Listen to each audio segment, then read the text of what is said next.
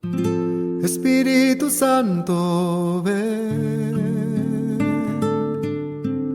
ven y lléname de ti.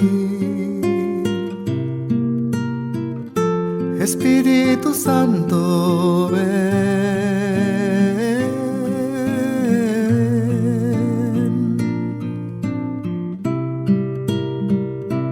y abre mi corazón de par en par, para que solo tu amor pueda habitar y en tu regazo descansar, Señor,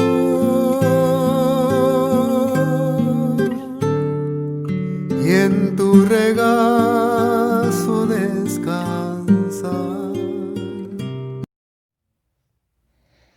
En el nombre del Padre, del Hijo y del Espíritu Santo. Amén.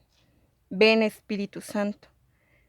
Haz venir del cielo el resplandor de tu presencia. Ven, Padre de los pobres, Espíritu generoso. Ven, luz de los corazones. Tú, el perfecto Consolador, frescura maravillosa en nuestra alma. Tú haces habitar la paz en el sufrimiento. Eres alivio en la tristeza, el consuelo. Luz bienhechora, ven a habitar en lo más íntimo de nuestro ser, para que seamos fieles. Sin tu presencia, nada hay en el hombre, nada que sea limpio. Lava nuestro pecado, riega nuestra sequedad, sana nuestras heridas, haz flexible nuestras rigideces, inflama nuestra tibieza, endereza nuestros extravíos, a los que confían en ti y te reciben en la fe. Cólmales en el camino de la salvación. Dales la alegría perdurable. Amén. Espíritu Santo, pedimos que llegues a cada uno de nosotros, que toques nuestro corazón, que inflames nuestro corazón y nuestro ardor por el Evangelio, y sobre todo para poder ponerlo en práctica y poder vivirlo y poderlo llevarlo a los demás. Señor Jesucristo, que tu presencia inunde por completo mi ser, y tu imagen se marque a fuego en mis entrañas, para que pueda yo caminar a la luz de tu figura, y pensar como tú pensabas, sentir como tú sentías, actuar como tú actuabas, hablar como tú hablabas, soñar como tú soñabas, y amar como tú amabas. Pueda yo, como tú, despreocuparme de mí mismo para preocuparme de los demás, ser insensible para mí y sensible para los demás, santificarme a mí mismo y ser al mismo tiempo aliento y esperanza para los demás. Pueda yo ser como tú, sensible y misericordioso, paciente y manso y humilde, sincero y veraz. Tus predilectos los pobres sean mis predilectos, tus objetivos mis objetivos. Los que me ven te vean, y llegue yo a ser una transparencia de tu ser y tu amor. Así sea. Gracias, Padre, por el don tan hermoso de la vida que nos concedes a cada uno de nosotros. Gracias, amado Señor, por haber dado tu vida por nosotros. Ayúdanos a imitarte para cumplir la voluntad del Padre, a la luz del Espíritu Santo. Mamita María, también te pedimos que intercedas por cada uno de nosotros, tú como verdadera Madre de la Iglesia. Todo esto, Señor Jesús, te lo pedimos con la oración que tú mismo nos enseñaste. Padre nuestro que estás en el cielo, santificado sea tu nombre. Venga a nosotros tu reino. Hágase tu voluntad en la tierra como en el cielo. Danos hoy nuestro pan de cada día. Perdona nuestras ofensas, como también nosotros perdonamos a los que nos ofenden. No nos dejes caer en la tentación, y líbranos del mal. Amén. Dios te salve María, llena eres de gracia, el Señor es contigo. Bendita eres entre todas las mujeres, y bendito es el fruto de tu vientre Jesús. Santa María, Madre de Dios, ruega por nosotros los pecadores, ahora y en la hora de nuestra muerte. Amén. Gloria al Padre, y al Hijo, y al Espíritu Santo, como era en el principio, ahora y siempre, por los siglos de los siglos. Amén. En el nombre del Padre, del Hijo y del Espíritu Santo. Amén. Tema 13. Señor y dador de vida. Bloque 4. Templos del Espíritu Santo. Catequesis, seguimiento de Jesús. Bien, pues hoy iniciamos precisamente este bloque cuarto que habla del Espíritu Santo. Y bueno, ya la semana pasada cerrábamos con el bloque que hablaba de Jesús. Entonces, en esta misma dinámica de que nosotros como verdaderos discípulos y seguidores de Jesús tengamos esa cercanía con Dios Trino, Padre, Hijo, Espíritu Santo, y que conozcamos más acerca de cada una de las personas divinas. Bien, vamos a iniciar con la introducción de este tema del bloque cuarto, Templos del Espíritu Santo. Dice, la vida cristiana es un discípulo y seguimiento fiel de Jesús, y en relación al Espíritu Santo es un dejarse conducir por él, un caminar en el Espíritu, en expresión de Romanos 5 y Gálatas 5. Romanos 8 y Gálatas 5. Somos templos del Espíritu Santo por la inhabitación del Espíritu en el alma del creyente. El Espíritu de Dios habita en ustedes. Romanos 8:9.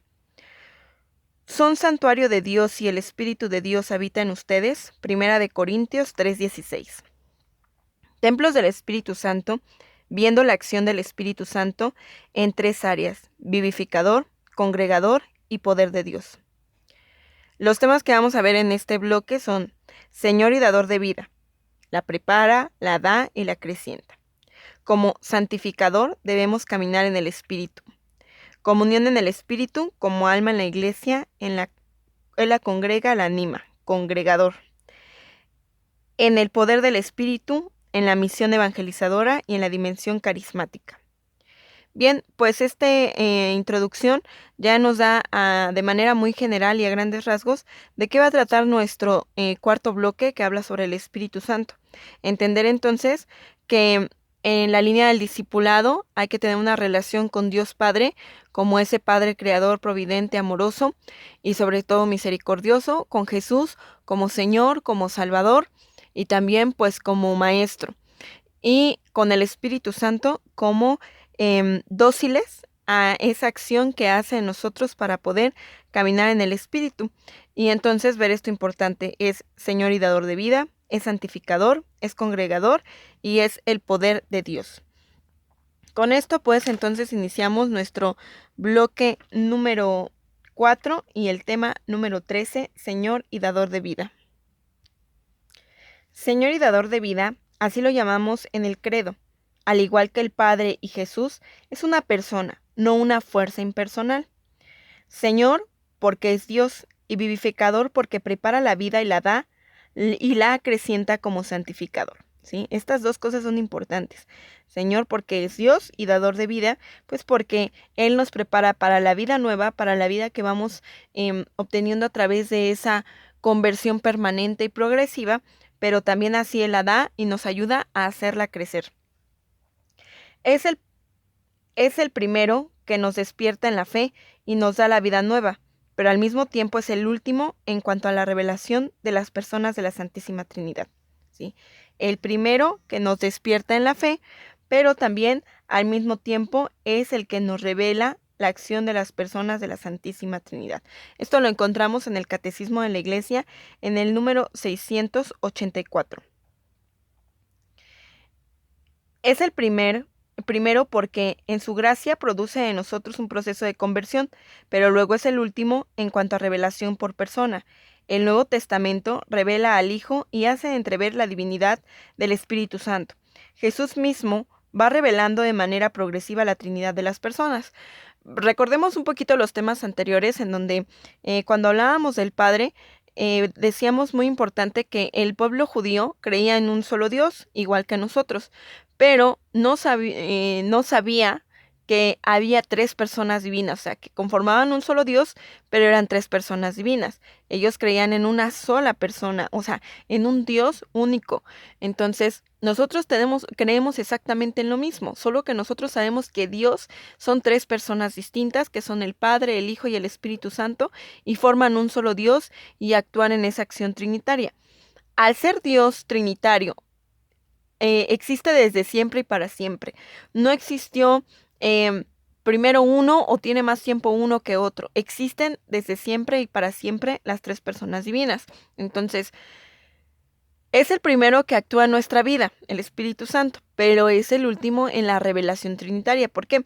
Porque cuando Jesús, aunque desde el Antiguo Testamento, desde los primeros tiempos, actuó el Espíritu Santo, actuó Jesús y actuó el Padre, es importante que nosotros sepamos que cuando Jesús revela al Padre, a quien revela primero de la acción trinitaria es al Padre, y por lo tanto se revela a sí mismo como Hijo, como segunda persona de la Santísima Trinidad, y les dice, y les voy a enviar al Espíritu Santo, ¿no? Y entonces empieza a revelar que hay otra persona. Entonces Jesús revela la Santísima Trinidad, o nos va abriendo el camino para que comprendamos que un solo Dios en tres personas distintas.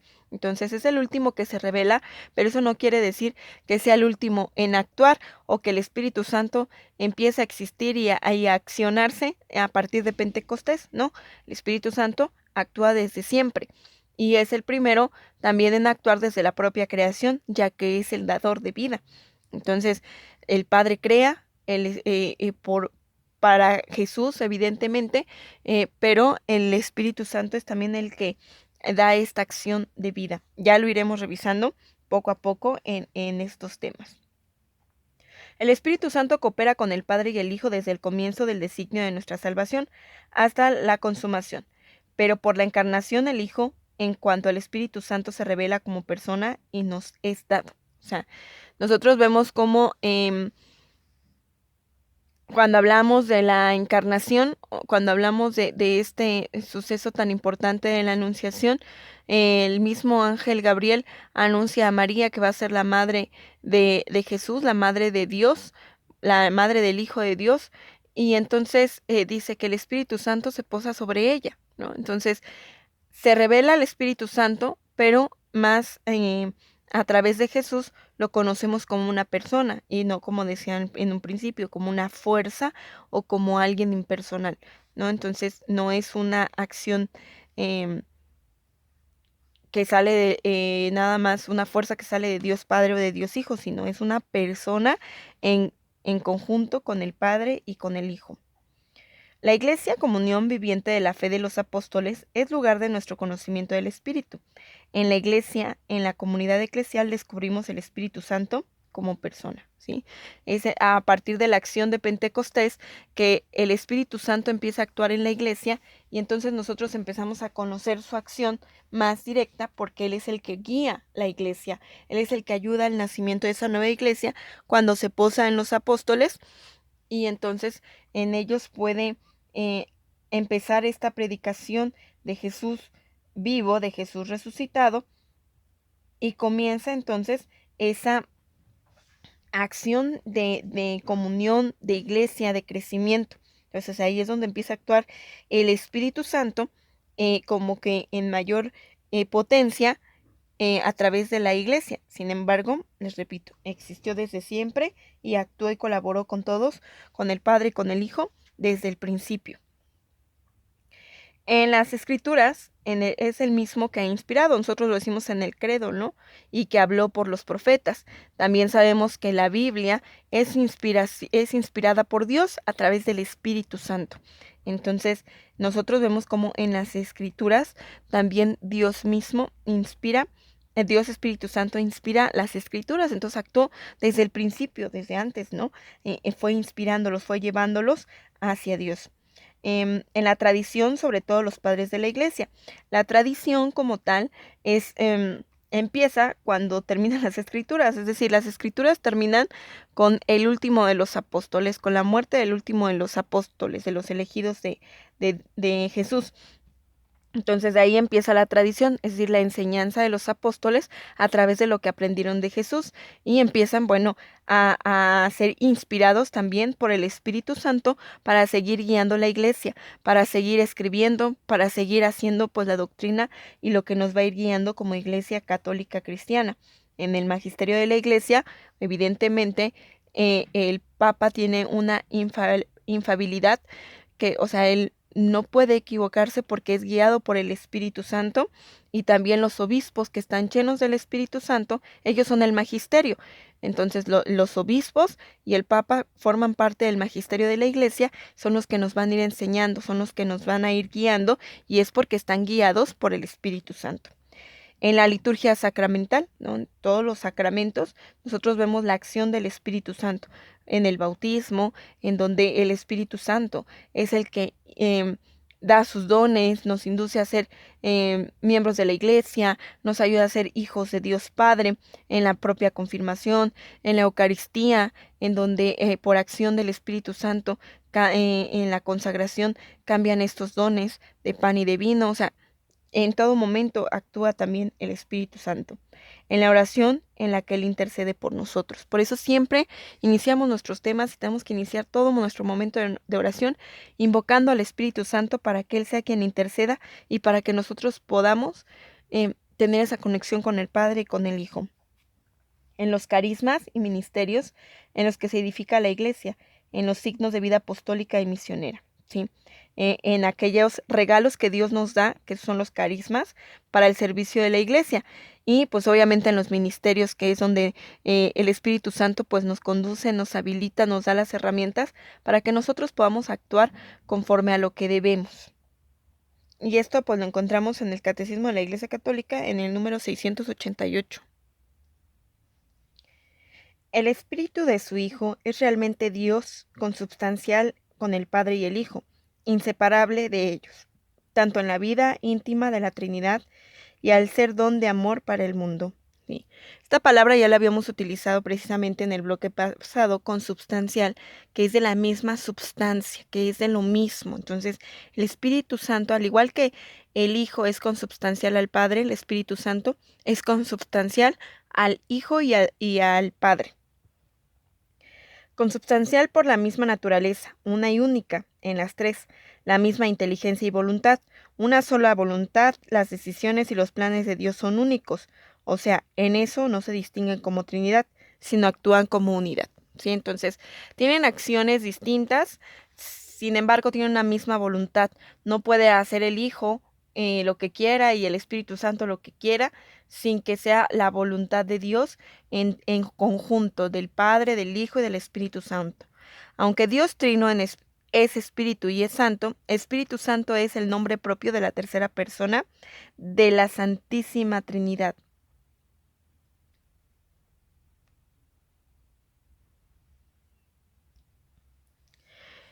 Jesús, cuando promete la venida del Espíritu Santo, lo llama el Paráclito, Paráclasis, Parácletos, asistente o abogado, defensor consecuentemente, consolador.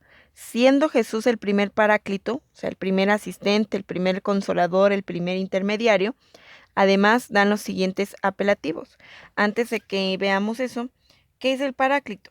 El Paráclito es un nombre que se le da al Espíritu Santo y viene precisamente del griego parácletos, que literalmente significa aquel que es invocado, de para, kalein, llamar o pedir ayuda, y por tanto el defensor, el abogado, además de mediador que realiza una función de intercesión. Cuando Jesús en el cenáculo, la vigilia de su pasión, anuncia la venida del Espíritu Santo, se expresa de la siguiente manera: el Padre os dará otro Paráclito. O sea, Él fue el primer Paráclito, Él fue el primer defensor, el primer intercesor entre Dios, entre el hombre y el Padre, y entonces, bueno, mandará a otro. Con estas palabras se pone de relieve que el propio Cristo es el primer Paráclito y en la acción del Espíritu Santo será semejante a la que Él ha realizado, constituyendo casi su prolongación. El Espíritu Santo Paráclito será el abogado, el defensor de los apóstoles y de todos aquellos que a lo largo de los siglos serán en la Iglesia los herederos de su testimonio y de su apostolado, especialmente en los momentos difíciles que comprometerán su responsabilidad hasta el heroísmo, ¿sí? Entonces, Él es el que guía, el que conduce la Iglesia y el que va guiando a cada uno de nosotros como miembros de la Iglesia para sobre todo en los momentos, dice, de dificultad, ¿no? Yo creo que estamos en un momento de dificultad y sabemos que es precisamente el Espíritu Santo el que nos guía a continuar como cristianos, a continuar en el proceso de la iglesia, a seguir siendo miembros de la iglesia. Y bueno, dice que también se le dan los siguientes apelativos o los siguientes nombres. En Juan 15:26 y Juan 16:13 encontramos que es el Espíritu de la verdad. En Lucas 24:49 dice poder de lo alto. En Gálatas 3:14 y en Efesios 1:13 es el Espíritu de la promesa. En Romanos 8:15 y Gálatas 4:6 le llaman Espíritu de adopción. En Romanos 8:11, Espíritu de Cristo. En 2 de Corintios 3:17, Espíritu del Señor.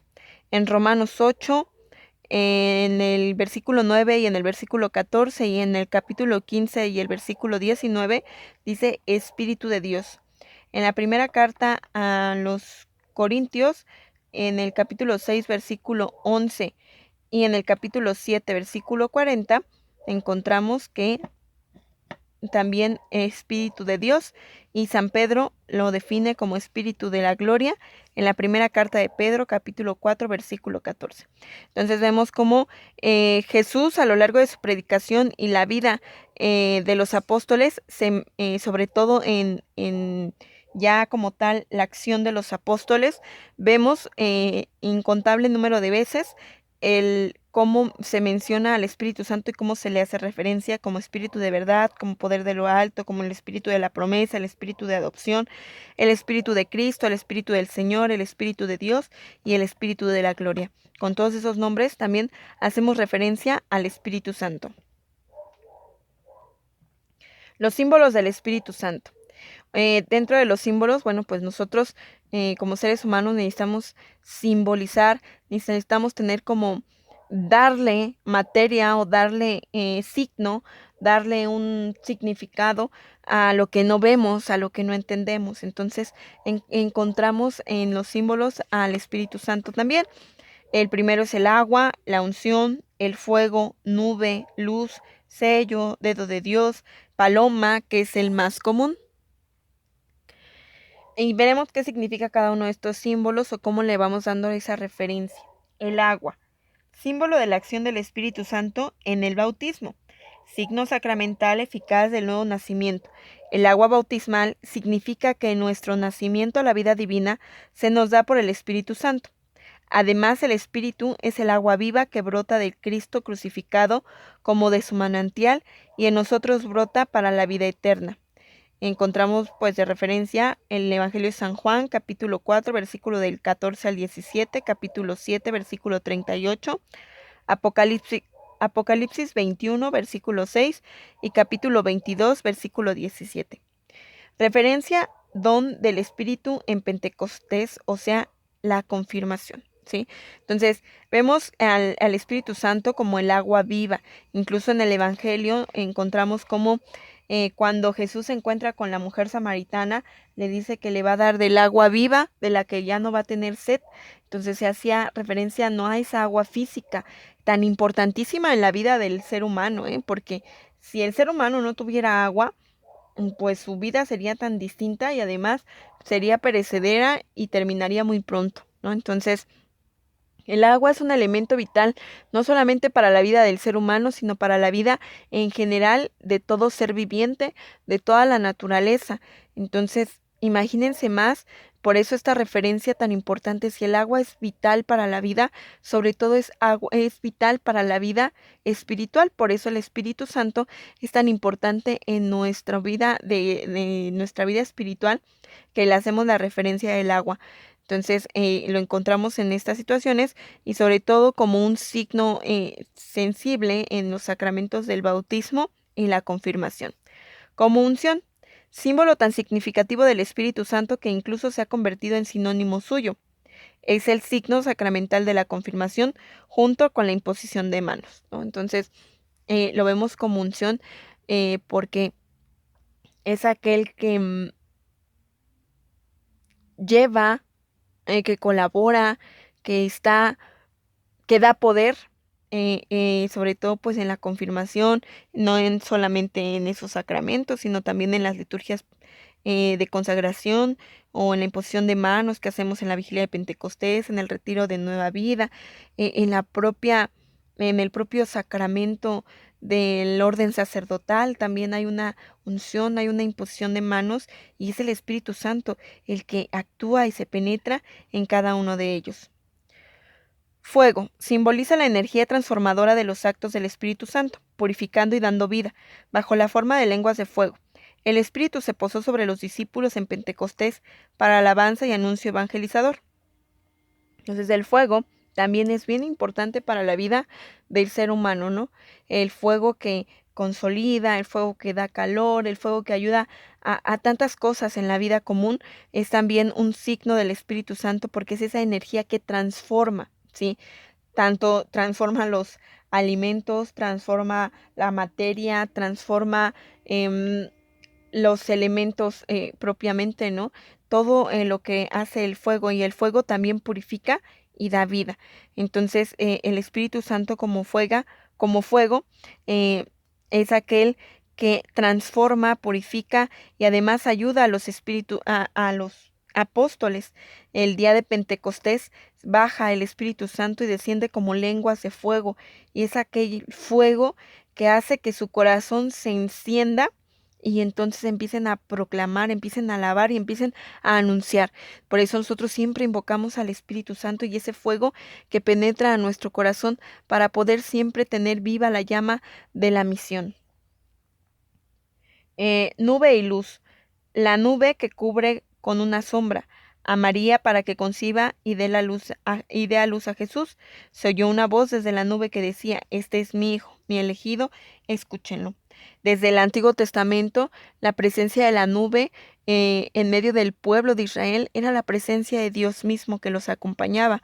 Ahora en el Nuevo Testamento, cuando vemos la Anunciación, vemos también esa nube, esa sombra que hace que se posa sobre la Virgen para la acción del Espíritu Santo, también como nube, como luz, en el día en que Jesús es bautizado por Juan Bautista, y entonces dice que se ve entre las nubes y sale una voz que dice: este es mi hijo amado, escúchenlos, ¿no? También en el momento de la transfiguración, ¿no? Una nube este, los envolvió, ¿no? Cuando vieron a Jesús transfigurado junto con Moisés y junto con Elías, ¿no? Entonces, en todo momento el Espíritu Santo siempre actúa como esa nube, como esa luz. Sello. El Padre nos marca con su sello. Segunda carta de Corintios 1:22.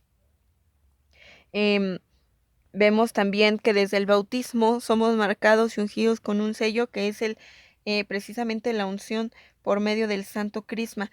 Este sello que se compara con el que menciona el libro del Apocalipsis cuando habla de aquellos que llevan en la frente el sello del Cordero, que son aquellos que van alabando y que van vestidos de blanco. Entonces ese es el mismo signo del Espíritu Santo que se nos da desde nuestro bautismo. Dedo de Dios. Por el dedo de Dios expulsó los demonios. Esto lo encontramos en Lucas 21:20. La ley de Dios ha sido escrita en tablas de piedra por el dedo de Dios. Éxodo 31:18. Dedo de Dios, sinónimo de su poder, ¿sí? El Espíritu Santo también actúa incluso desde el Antiguo Testamento, vean, con esta referencia del libro del Éxodo. Es el Espíritu Santo quien escribe entonces los mandamientos y es también esa fuerza, ese poder de Dios que también puede expulsar demonios. Paloma. Cuando Cristo sale del agua en su bautismo, el Espíritu Santo en forma de paloma baja y se posa sobre él.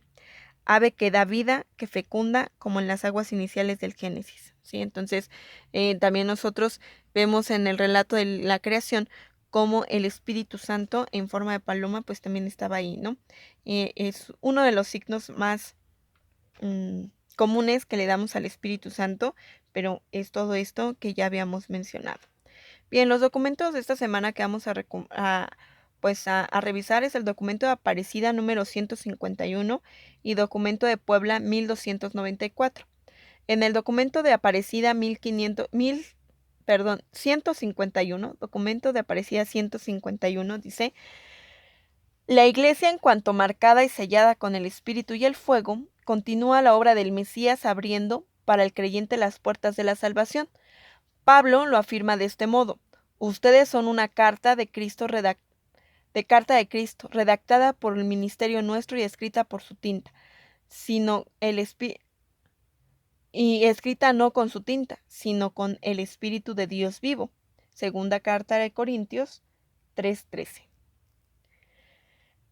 El mismo y único Espíritu guía y fortalece a la Iglesia en el anuncio de la palabra y en él la celebración de la fe y en el servicio de la caridad, hasta que el cuerpo de Cristo alcance la estatura de su cabeza.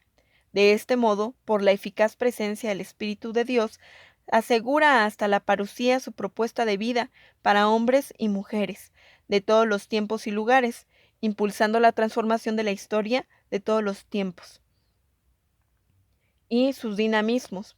Por tanto, el Señor sigue derramando hoy su vida por la labor de la Iglesia, que con la fuerza del Espíritu Santo, enviado del cielo, continúa la misión de Jesucristo, que Jesucristo recibió de su Padre. ¿Sí? Entonces, el Padre manda a la misión a Jesús, y como son un mismo Dios y una sola voluntad, después de que Jesús termina su misión en la tierra, pero tiene que prolongarse esta misión que continúa con cada uno de nosotros, es el Espíritu Santo quien continúa con esta obra trinitaria. Esto lo dice en el documento de Aparecida 151. Documento de Puebla 1294. El Espíritu de Jesús resucitado habita en su iglesia. Él es el Señor y dador de vida. Es la fuerza de Dios que empuja a su iglesia hacia la plenitud de su amor. Creador de comunión y de riqueza. Es el testigo de Jesús que nos envía misioneros con la iglesia a dar testimonio de Él entre los hombres. ¿Sí? El Espíritu de Jesús resucitado habita en la iglesia, es decir, el Espíritu Santo. Otro nombre que le damos al Espíritu Santo.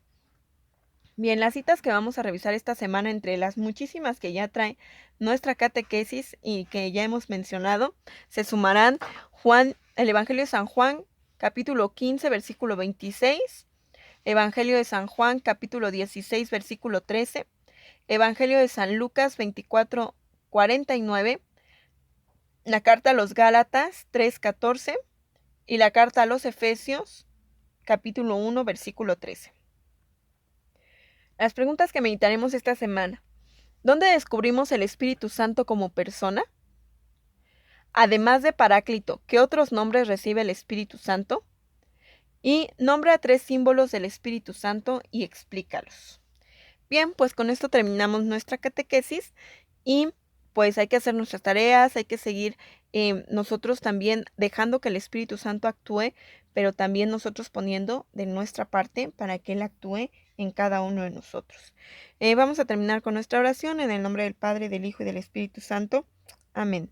Mamita María, tú que eres la llena de gracia y que eres esposa del Espíritu Santo y que has dejado que el Espíritu Santo penetre en ti para hacer vida la palabra, para hacer vida el verbo, ayúdanos a que nosotros también, por tu intercesión, podamos llenarnos del Espíritu Santo y ser verdaderos discípulos misioneros, y sobre todo que podamos tener siempre el fuego ardiente de la misión. Dulce Madre, no te alejes, tu vista de mí no apartes. Ven conmigo a todas partes y nunca solo me dejes. Ya que me proteges tanto como verdadera Madre, haz que nos bendiga el Padre, el Hijo y el Espíritu Santo. Amén. Santa María de la Palabra, ruega por esta Iglesia evangelizada y evangelizadora.